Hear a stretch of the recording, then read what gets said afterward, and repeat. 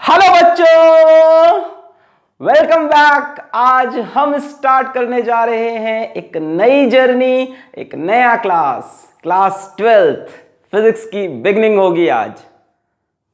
Set t is equals to 0। आज से समय शुरू हुआ। 11th में जो भी खराब हो गया, जो भी नहीं पढ़ पाए, लापरवाहियां हो गई, उनको अब भूल जाओ।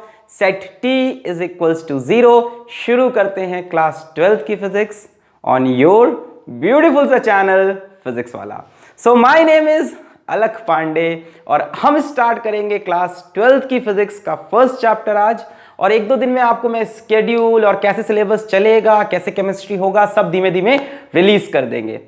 तो चलिए स्टार्ट करते हैं क्लास 12 फिजिक्स का first unit, first chapter. Notes बनाना स्टार्ट करेंगे। काफी कुछ चीजें इस साल नई होने वाली है। वेबसाइट आएगी, इस चैप्टर का नोट्स आपको नीचे डिस्क्रिप्शन में मिलेगा, उस पर आप क्लिक करोगे, वो भी आपको मिल जाएगा। हो सकता हो आज मिले, हो सकता हो एक दो दिन या एक हफ्ते बाद ये सारी चीजें रिलीज हो। इस चैप्टर के सारे न्यूमेरिकल्स आपको मिलेंगे पीडीएफ फॉर्मेट में, उनके सॉल्यूशंस मिलेंगे। काफी कुछ नया होगा, अभी बहुत ढेर सारी आपसे मैं प्रॉमिसेस नहीं करूंगा। चलिए पढ़ते हैं फर्स्ट चैप्टर। सो पहले हम शुरू करने जा रहे हैं फिजिक्स में इलेक्ट्रोस्टैटिक्स। हाँ सर, वो तो मैं समझ गया था थंबनेल देखकर ही। और इलेक्ट्रोस्टैटिक्स का हमारा फर्स्ट चैप्टर एनसीईआरटी के अकॉर्डिंग है इलेक्ट्रिक चार्जेस एंड फील्ड। तो यार फील्ड तक पहुंचने में तो बहुत समय लगेगा। आज तो चार्ज के बारे में ही बेसिक बातें होंगी। आज का लेक्चर बहुत बेसिक होगा, जैसा कि मेरा सभी चैप्टर का फर्स्ट लेक्चर बेसिक सा होता है वैसा ही। तो यार ये जो हम पढ़ने जा रहे हैं ना इलेक्ट्रोस्टैटिक्स, ये एक बहुत बड़ी फिजिक्स की ब्रांच है हमारी, इलेक्ट्रोमैग्नेटिज्म। और क्लास 12th का काफी सिलेबस इलेक्ट्रोमैग्नेटिज्म कवर करता है, काफी सिलेबस।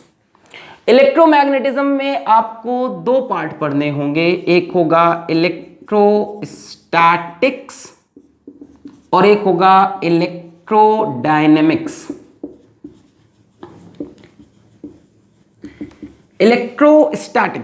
इलेक्ट्रोस्टैटिक्स यानी चार्ज, स्टैटिक मतलब रेस्ट पे, तो चार्ज एट रेस्ट की कहानी होगी इलेक्ट्रोस्टैटिक्स में। ठीक है, इसमें हम चार्ज के बारे में पढ़ेंगे, चार्ज की प्रॉपर्टी पढ़ेंगे, इलेक्ट्रिक फील्ड वगैरह पढ़ेंगे, पोटेंशियल वगैरह पढ़ेंगे, गॉस लॉ पढ़ेंगे, है ना, और कैपेसिटर पढ़ेंगे। इतनी चीजें हम यहाँ पे कवर करने वाले हैं। कैपेसिटर तक जाएंगे, पोटेंशियल, फील्ड, चार्ज, फोर्स वगैरह वगैरह। इलेक्ट्रोडायनेमिक्स थोड़ी बड़ी ब्रांच है। इलेक्ट्रोडायनेमिक्स मतलब जब चार्ज मोशन में आ जाए, चार्ज किस में आ जाए, मोशन में आ जाए। तो चार्ज मोशन में हमें पढ़ना है इलेक्ट्रिक करंट, जब चार्ज चलने लगेगा। उसके बाद चार्ज के मोशन में हमको मैग्नेटिज्म भी पढ़नी है। उसके बाद चार्ज के मोशन में हमको इलेक्ट्रोमैग्नेटिक इंडक्शन पढ़ना है। और उसके बाद ऑल्टरनेटिंग करंट पढ़ना है। तो ये हमारे क्लास 12th का पहला यूनिट है, जिसका ब्रेक ये है इलेक्ट्रोस्टैटिक्स, और आज उसका फर्स्ट चैप्टर में स्टार्ट कर रहे हैं। इसके बाद आपका वेव है, वेव ऑप्टिक्स। रे ऑप्टिक्स तो 11th में डाला था, मुझे वो भी कराना है। और उसके बाद आपको पढ़ना है मॉडर्न फिजिक्स। तो ये हमारा ब्रेकअप होगा सिलेबस का। तो चलिए आज स्टार्ट करते हैं इलेक्ट्रिक चार्जेस एंड फील्ड। और आज हम पढ़ेंगे चार्ज के बारे में। फर्स्ट लेक्चर बेसिक चार्ज के बारे में सारी बातें करेंगे। ठीक है, चार्ज के बारे में सारी बातें करते हैं आपसे। सो भाई साहब, आपसे कोई पूछे कि चार्ज क्या होता है, चार्ज क्या होता है, तो बच्चों charge is an intrinsic property of matter. अब बोलोगे सर इंट्रिंसिक प्रॉपर्टी, इंट्रिंसिक मतलब जिसके अंदर कुछ ना हो, मतलब ये लास्ट प्रॉपर्टी है, मतलब इस पे आप रिसर्च नहीं कर सकते इसके अंदर कि ये क्या है। फॉर एग्जाम्पल मास भी एक इंट्रिंसिक प्रॉपर्टी थी और चार्ज भी एक इंट्रिंसिक प्रॉपर्टी। आपसे पूछे मास किससे बना है, पता नहीं कि मास के अंदर क्या है, कुछ नहीं पता, मास पता होता है। उसी तरह से चार्ज भी उतनी ही फंडामेंटल प्रॉपर्टी है जितनी की मास होती है। ठीक है, अब चार्ज कहां से आया, कब डिस्कवर हुआ, तो अगर किताबों में पढ़ो तो बोलते हैं कि ग्रीक माइथोलॉजी में सबसे पहले चार्ज की बात की गई है करीब 600 बीसी में। ठीक है, जब हमने क्या किया, दो सब्सटेंसेस को आपस में रब किया तो देखा कि वो अलग अलग चीजों को अट्रैक्ट कर रहे थे वगैरह वगैरह की कहानी, उसमें हमको नहीं जाना है, हमें बात करनी है चार्ज के बारे में। अच्छा, तो चार्ज हमने देखा कि चार्ज का जो सिंबल हमने बनाया फिजिक्स में, वो चार्ज का सिंबल है Q। चार्ज की जो एसआई यूनिट हमने बनाई वो हो गई कूलॉम्ब। और क्या सोच रहे हो आज क्या मिलेगा? आज यही सब होगा, quantization of charge, conservation of, हल्का हल्का। SI unit coulomb. और चार्ज हमारा एक स्केलर क्वांटिटी है, चार्ज का कोई डायरेक्शन वगैरह नहीं होता। अच्छा, चार्ज की बात करें तो आपको पता होगा चार्ज दो तरह के होते हैं। There are two types of charge. कौन सा? एक अच्छा, एक गंदा। एक पॉजिटिव चार्ज जो मुझे अच्छा लगता है, और एक नेगेटिव चार्ज। पॉजिटिव चार्ज और नेगेटिव चार्ज। और अभी देखेंगे क्या होता है इलेक्ट्रॉन का ट्रांसफर वगैरह, पॉजिटिव और नेगेटिव। आपको यह भी पता होगा कि प्लस चार्ज और प्लस चार्ज एक दूसरे को रिपल करते हैं, माइनस माइनस भी रिपल करते हैं, और प्लस माइनस अट्रैक्ट करते हैं। हाँ जी, हाँ जी, ये सब आपको पता है ना कि like charges repel, unlike charges में होता है प्यार मोहब्बत। सर पहले ही लेक्चर में आप प्यार मोहब्बत की बातें क्लास 12 में वही करवाओगे क्या? 11th वाला हाल। ठीक है, तो like charges repel, unlike charges attract. ठीक है, यहाँ तक बात समझ में आ गई। सिंबल की होता है SI यूनिट कूलम वगैरह वगैरह। ठीक है, SI यूनिट को हम ऐसे C से रिप्रेजेंट करेंगे। ठीक है ना? ठीक है, अच्छा। फिर बात आती है कि सर चार्ज और मास आप कह रहे हो मैटर की फंडामेंटल प्रॉपर्टी है, तो दोनों में डिफरेंस क्या है? दोनों में डिफरेंस क्या है वो समझते हैं। मिटा रहे इसको, मिटा रहे, क्या ही नोट करोगे इसमें, कब हलवा हलवा चीजें। तो चार्ज और मास में फंडामेंटल डिफरेंस क्या है? पहली बात तो ये समझो, charge always comes with mass. Charge always comes with मास। अरे यार, जिस चीज के पास चार्ज होगा उसके पास मास जरूर होगा, बट उल्टी बात ट्रू नहीं है। जिसके पास मास हो चार्ज हो जरूरी नहीं, पर जिसके पास चार्ज होगा उसके पास mass. Charge always comes with mass. ठीक है, हो ही नहीं सकता कि तुम एक बॉडी से दूसरी बॉडी पे चार्ज लेके जाओ पर मास का ट्रांसफर ना हो। चार्ज मास में ही है।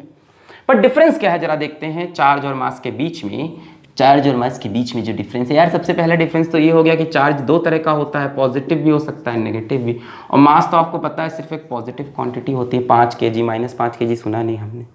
दूसरी बात ये है बड़ी इंपॉर्टेंट कि मास, अगर आपको याद हो, मैंने कई बार आपको 11th में भी जिक्र किया है कि m is equals to m0/1 - v²/c² लिखा है कभी?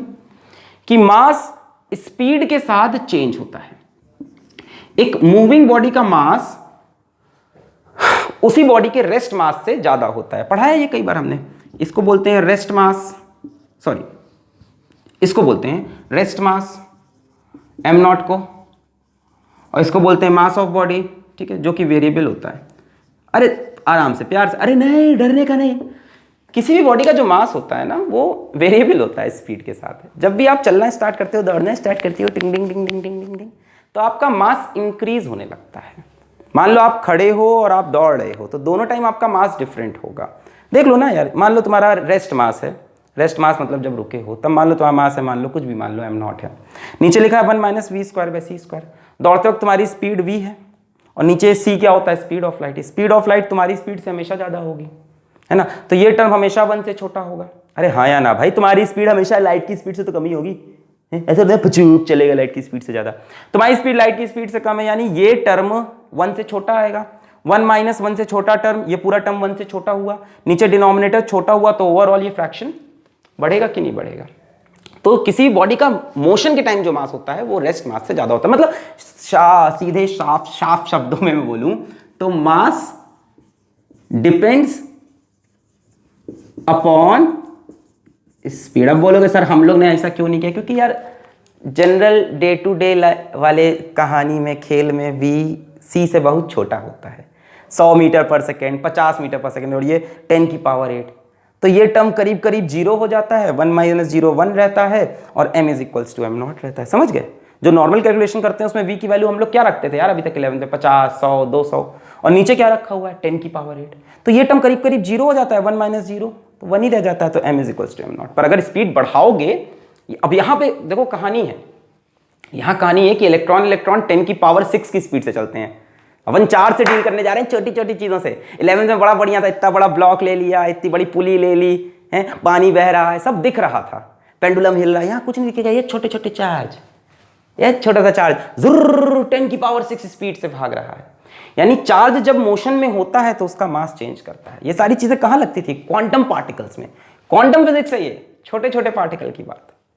यानी डे टू डे लाइफ मतलब 11 की जो मैकेनिक्स वगैरह पढ़ रहे थे वहां पे मास चेंज नहीं होता था, क्योंकि ऑब्जेक्ट्स की स्पीड बहुत कम होती थी c से, तो ये टर्म 0 हो जाता था, तो ये 1 रह जाता था, तो m is equals to m not. पर यहां इलेक्ट्रॉन की स्पीड 10 की पावर 6, नीचे 10 की पावर 8 आ रहा है, थोड़ा थोड़ा 10 की पावर 7 यहां तक स्पीड जाने वाली है बीटा पार्टिकल्स की, तब फिर कहानी फंसने लगेगी, है ना। मतलब आप देखते ही अभी आपने अगर सुन रखा हो नाम इलेक्ट्रोमैग्नेटिक, अरे आज इंट्रोडक्टरी ऐसी तो बातें होनी है और क्या काम ही है। इलेक्ट्रोमैग्नेटिक वेव, इलेक्ट्रोमैग्नेटिक वेव क्या होती है?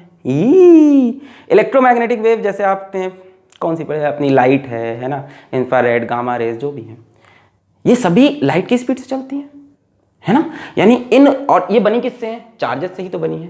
तो जब ये लाइट की स्पीड से चलेंगी तो v की जगह c आ जाएगा, समझ रहे हो? तो यहां पे मतलब मास की कहानी चेंज होगी कब? जब चार्जेस की बात करेंगे छोटे छोटे। इस पूरे ब्रह्मांड में इलेक्ट्रोमैग्नेटिज्म में ये इक्वेशन मैटर करेगी अब हमारे लिए। 11th क्लास में नहीं की, क्योंकि वहां जो स्पीड थी वो कॉमन थी। अच्छा, फिर इधर आओ, चार्ज की जब बात करें, चार्ज का मास तो चेंज हो सकता है, बट चार्ज की बात करें तो charge is independent of speed. ठीक है, छोटा मोटा चार्ज है, अगर बहुत तेज भी चल रहा है उसके चार्ज पे फर्क नहीं पड़ेगा, उसके मास पे फर्क पड़ सकता है। तो these are the basic difference between charge and mass. यह बहुत इंपॉर्टेंट होता है कि किसी भी चीज का चार्ज स्पीड से फर्क नहीं पड़ता चार्ज पे, पर मास पे फर्क पड़ता है। क्लियर है? क्लियर है? चलिए अब उठाते हैं अपना यहां से अगला टॉपिक, जो कि है कंजर्वेशन ऑफ चार्ज। कंजर्वेशन, अरे बात करेंगे अभी सब चीज की, इलेक्ट्रॉन वगैरह की। हाय पहले बात करते हैं conservation of charge. Conservation of charge, सभी लोग एक सुर में यहां से बोलेंगे, charge can neither be created nor be destroyed, it can be only transfer from one form to another. सबको पता है charge can neither be created nor be destroyed, पता है ना ये सब कहानी। नॉर बी डिस्ट्रॉयड, लिखी दूं मैं, नॉर बी डिस्ट्रॉयड, वरना कोई कमेंट कर देगा सर ये आपने पूरा नहीं किया। But can only be transferred. यार इसको लिखने का एक और तरीका है, जरा समझाते हैं। ऐसे लिखा जाता है, the total charge, what? The total charge of an isolated, isolated मतलब एक तन्हाई में रहने वाला सिस्टम इज कांस्टेंट। एक तन्हाई में रहने वाले सिस्टम का चार्ज कांस्टेंट रहेगा, बॉडी का नहीं, सिस्टम का। जैसे मान लो यहां एक सिस्टम है, सिस्टम में मिस्टेक हो गई, सिस्टम, मान लो इस सिस्टम में 3 बॉडी है, एक पे चार्ज है हमारा 3 कूलम, चार्ज की यूनिट कूलम है ना, प्लस 3 कूलम, एक पे चार्ज है प्लस 1 कूलम, एक पे चार्ज है माइनस 2 कूलम। ठीक है, 3 बॉडी है। फिर इस सिस्टम में हमने इसको ऐसे डुंग डुंग डुंग डुंग डुंग डुंग हिलाया और छोड़ दिया, है ना, मस्त एकदम ऐसे कचक कचक कचक कचक और छोड़ दिया। फिर हमने देखा कि इस बॉडी पे चार्ज है प्लस 2 कूलम, इस पे चार्ज देखा प्लस 3 कूलम, और इस पे चार्ज हमको नहीं पता, तो आपसे पूछा बताओ इस पे कितना चार्ज है। कितना ही भारी भरकम सवाल है। तो यही है, the total charge of an isolated system is constant. मैंने सिस्टम को बंद करके रखा है, मतलब आइसोलेट करके रखा है। समझ लो जो इसकी बाउंड्री है वो नॉन कंडक्टिंग है, इंसुलेटिंग है। कंडक्टर इंसुलेटर पता है, सब नहीं बताएंगे। इंसुलेटिंग बाउंड्री है, तो चार्ज अंदर ही रहेगा, बाहर नहीं जाएगा कहीं। तो यानी ये चार्ज और ये चार्ज बराबर होना चाहिए। तो आप बोल सकते हो क्या, Q1 plus Q2 plus Q3 is equals to Q1 dash Q2 dash plus Q3 dash.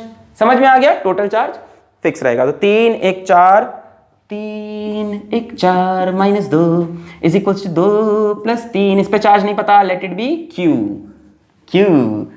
3 से 3 मर गया, और Q इज इक्वल्स टू, ये कितना हो गया, 1 माइनस 2 माइनस 1 उधर गया plus 1, 3 coulomb. So this will be 3 coulomb. जरा जोड़ो, 3 3 6, आए हाय हाय तो गलत हो गया, माइनस 3 कूलम।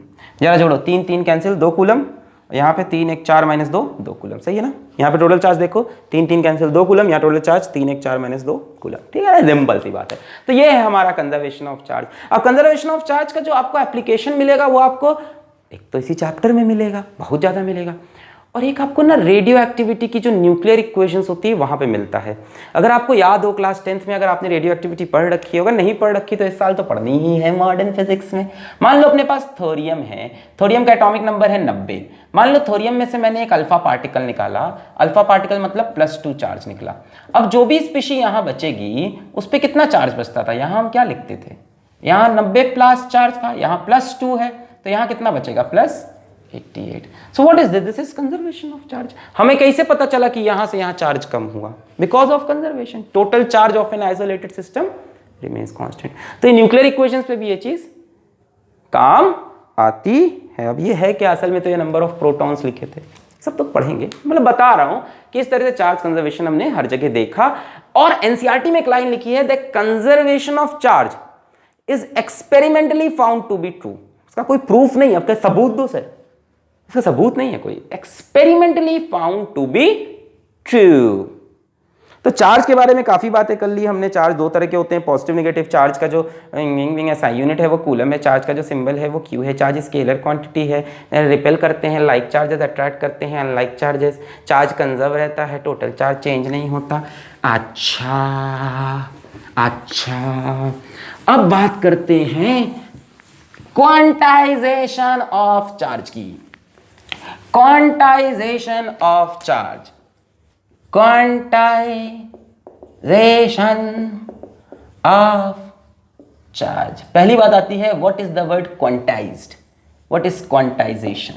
तो क्वांटाइजेशन होता है anything which is available in fixed amount, anything which is available in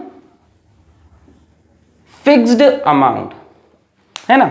मतलब जैसे ये मार्कर है, ये मार्कर तुम दुकान में जाओगे या तो 1 मिलेगा, या तो 2 मिलेगा, या तो 3 मिलेगा, या तो 4 मिलेगा, 1.5 नहीं मिलेगा, 2.5 नहीं मिलेगा, 2.25 नहीं मिलेगा।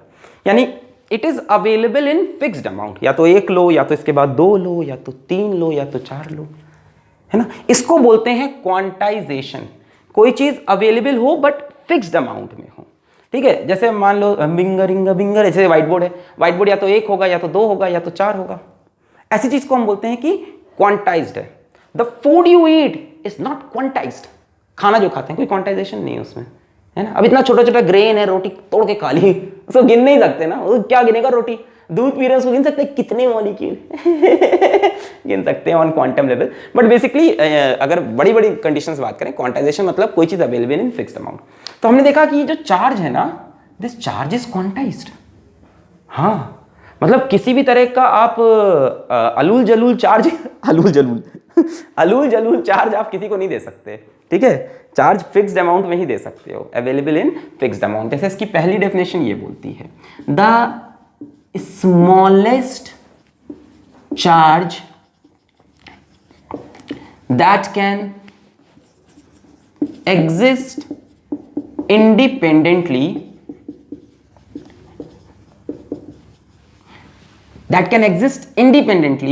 is charge on one electron। आय हाय, बात आ गई इलेक्ट्रॉन की, सबके चेहरे पे खुशी। इलेक्ट्रॉन पे पाया जाने वाला चार्ज इस पूरे यूनिवर्स का सबसे छोटा इंडिपेंडेंट चार्ज है। सबसे छोटा तो है पर इंडिपेंडेंट, उससे भी छोटे होते हैं पर वो इंडिपेंडेंट नहीं होते, आजाद नहीं होते। The smallest charge that can exist independently is 1.6 into 10 to the power minus 19 coulomb, which is charge on one electron। एक इलेक्ट्रॉन पे यही चार्ज होता है।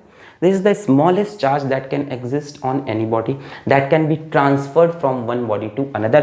इसका दूसरा नाम हमने रखा है फंडामेंटल चार्ज। फंडामेंटल राइट नहीं रे, फंडामेंटल चार्ज। ये हिस्ट्री पढ़ के आया रे मेरी क्लास में। Fundamental charge, smallest charge that can exist in. देखो इससे भी छोटे चार्ज होते हैं, जैसे अभी हमने देखा है कि electron, proton, neutron are not the fundamental particles.